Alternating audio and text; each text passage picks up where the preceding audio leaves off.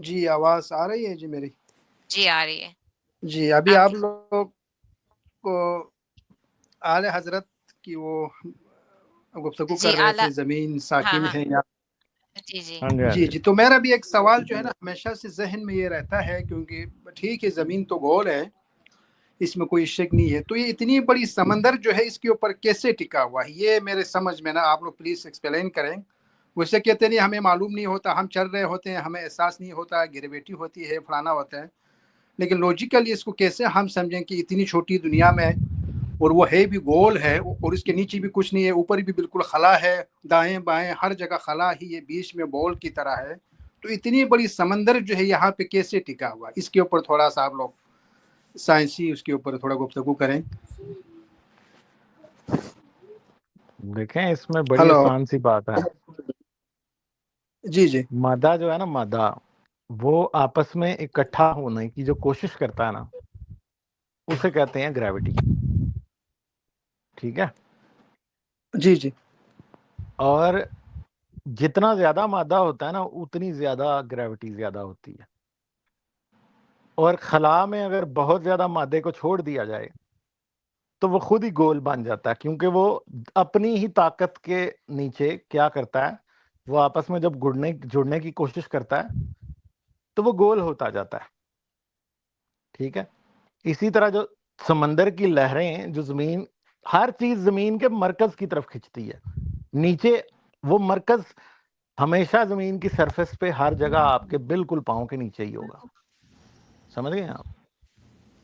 ठीक है। जी जी। जमीन के नीचे हर जगह आपके पाँव के बिल्कुल नीचे होगा। ऐसा नहीं हो सकता कि आप एक पहाड़ के पास खड़े हैं और जमीन मरकज जो है ना वो पहाड़ की चोटी की तरफ हो। वो नहीं होगा। वो हमेशा जमीन के मरकज की तरफ होगा।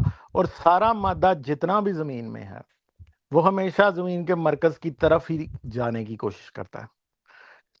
इसलिए जमीन खुद ही गोल हो जाती है। अगर फर्ज करें कि आपके पास बहुत ज्यादा पानी हो और आप उसे खला में छोड़ दें तो वो खुद ब खुद ही एक एक सफेयर या गोल गेंद जैसी शक्ल इख्तियार कर लेगा।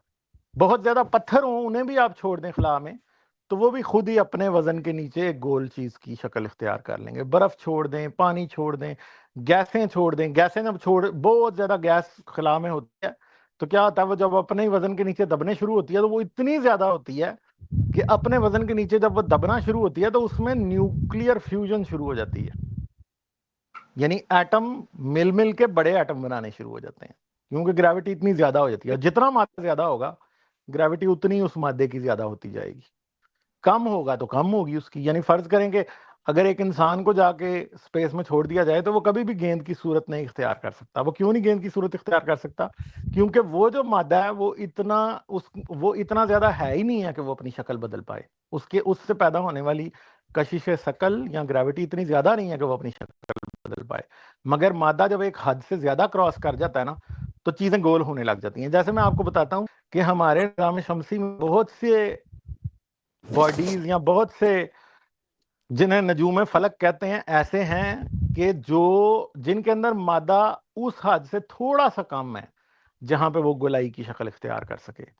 तो वो आपको गोल नजर नहीं आते। वो कई जुपिटर के चांद हैं, सैटर्न के चांद हैं, ठीक है, इस तरह के, जो मुकम्मल तौर पे गोल ही नहीं है। क्यों? क्योंकि वो मादे की उस हद के पास पास हैं जहां पे वो गोलाई जहां पे वो गोलाई इख्तियार करने लगता है, मगर मुकम्मल तौर पे गोल फिर भी नहीं हो सकता। आप अगर जाके सर्च करेंगे तो आपको उनकी तस्वीरें दिखाई दे देंगी। ठीक है। फिर जी जी।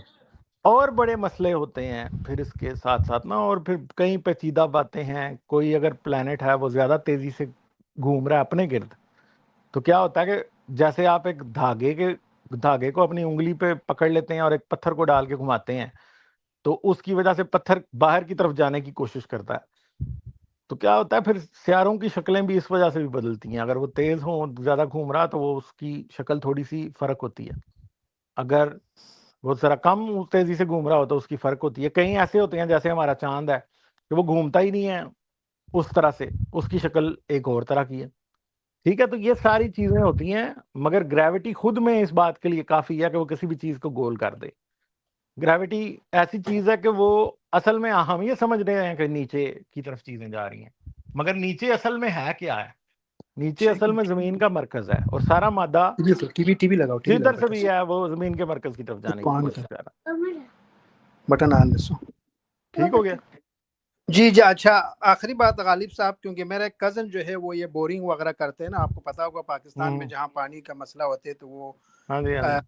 80 फुट 100 फुट 150 फुट मतलब वो लगाते हैं, तो वहाँ ये नीचे से इतना ताज़ा पानी फिर कैसे आते हैं, ठंडा और ताज़ा पानी? आप जितने नीचे जाते हैं पानी इतना ठंडा मतलब आ जाती है, ये क्या इसकी वो है ना? उसके अंदर मिट्टी होती है, कुछ भी नहीं होता। अगर आप 150 वो फुट पे असल जाते में हो वहाँ पानी जो है ना वो पत्थरों से निकल के आ रहा होता है, और पत्थरों में जो पानी होता है वहां पे मिट्टी थोड़ी होती है। दूसरी बात यह है कि वो पानी कहाँ से जाता है, जब बारिश होती है तो वही पानी जमीन में रसता है और वो नीचे आहिस्ता आहिस्ता पत्थरों में चला जाता है। फिर जाहिर बात है कि जैसे अगर एक स्विमिंग पूल है बहुत बड़ा, तो आप क्या करते हैं, अगर आप उसके ऊपर रहें तो आपको साफ पता लग जाता है, आप स्विमिंग कर रहे होते हैं ना तो आपके कानों पे प्रेशर होता है। जैसे आप थोड़ा नीचे जाते हैं ना, आपको जब आप 9 फुट पे स्विमिंग करते हैं ना नीचे जाके, या 13 फुट पे जो गहरे स्विमिंग पूल होते हैं, आपको साफ पता लगता है कि आपके कानों पे प्रेशर बदल रहा है। ठीक है, तो जितना जितना जमीन में आप नीचे जाते जाते हैं ना, तो पानी का प्रेशर जो पत्थरों में पानी होता है ना, वो भी कशिश शकल की वजह से नीचे दब रहा होता है, और नीचे पानी ज्यादा प्रेशर पे होता है। दूसरी बात है कि ठंडा पानी आमतौर पे जमीन अंदर से गर्म है, मगर वो हरारत उस जगह पे इतनी नहीं हुई होती अभी। ठीक है, तो वो वहां से फिर ठंडा पानी आता है। सही है। और एक जी और बस भी बात याद रखें कि जब चीजें हाई प्रेशर से लो प्रेशर में कन्वर्ट होती हैं ना, तो उनका टेम्परेचर कम हो जाता है। ठीक है, तो वो पानी जो हाई प्रेशर से लो प्रेशर की तरफ जैसे ही जाएगा ना, तो उसका भी टेम्परेचर में कुछ फर्क आता है। वो हो सकता है अपनी जगह पर मौजूद जब है ना तो इतना ठंडा ना हो, मगर आता बड़ा जब वो लो ठंडा प्रेशर पानी की तरफ, आता है, आप जितने हाँ नीचे ना, वो वही कर मैं रहे हैं आपको समझा रहा हूँ ना। अब मैं आपको कैसे समझाऊं ये बात, कि जब हाई प्रेशर से किसी भी चीज को लो प्रेशर में आप लेके आते हैं ना, फर्ज करें कि एक आपके सिलेंडर है, उसके अंदर कोई गैस है, आप उसको उसका नोजल खोल दें तो आपको थोड़ी देर बाद उसके इर्द गिर्द बर्फ जमी हुई नजर आने लग जाती है। बिल्कुल आते हैं, बिल्कुल होता वो है। इसलिए आती है क्योंकि जैसे ही गैस हाई प्रेशर से लो प्रेशर सिस्टम में होती है ना, शुरू जानी शुरू होती है, जी तो जी जी, क्या वो होता है कि पसीना आया होता है। उसका दर्जा हरारत गिरना शुरू हो जाता है। ठीक है, समझ गए हैं? तो ऐसे ही जब पानी नीचे प्रेशर में होता है ना, तो जब वो ऊपर आता है ना, तो कुछ ना कुछ रोल इसका भी है, और कुछ वाकई नीचे इतने बहुत ज्यादा गहराई पे अगर पानी ना हो, वो 1000 फुट पे, तो उसका टेम्परेचर में फर्क इतना नहीं, वो वाकई ठंडा ही होता है थोड़ा सा।